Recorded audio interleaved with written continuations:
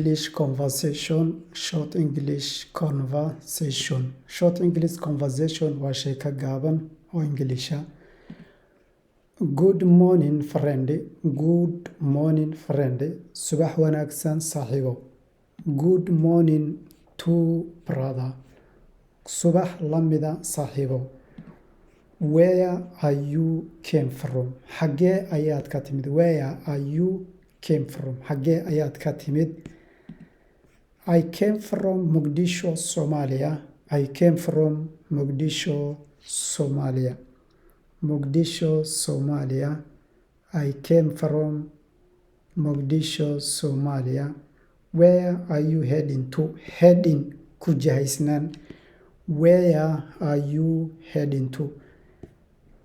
I am heading to Nairobi, Kenya. Waxaan u jahaysnahay ama aan u socdaa Nairobi, Kenya. For what reason are you going to Nairobi? For what reason? Sabab noocee ah are you going to Nairobi? Maxay tahay sababta aad Nairobi ugu socotaa? For what reason are you going to Mogadishu and Nairobi, Kenya? I am a university student.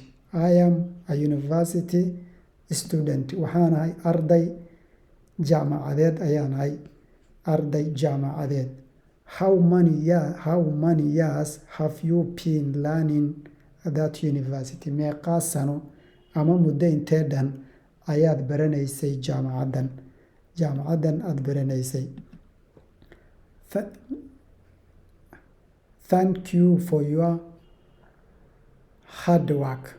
Thank you for your. How many years have you been learning for this university?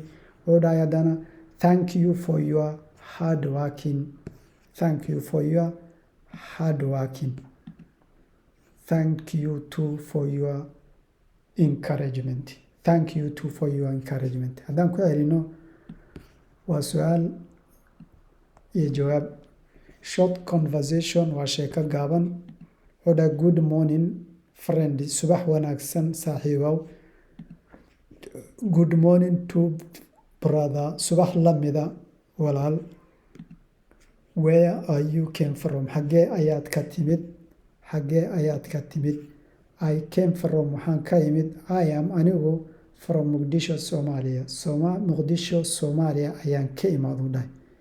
Mogadishu, Somalia. Where are you heading to? Xagee ayaad u jeedaa ama aad ku wajahan tahay? Where are you heading to? Xagee ayaad ku wajahan tahay? I am heading to Nairobi, Kenya. Waxaan ku wajahanahay ama aan u jeedaa Nairobi, Kenya. Ayaan ku wajahanahay. For what reason? Sabab noocee are you going to Nairobi? Sabab noocee ayaad u aadaysaa Nairobi?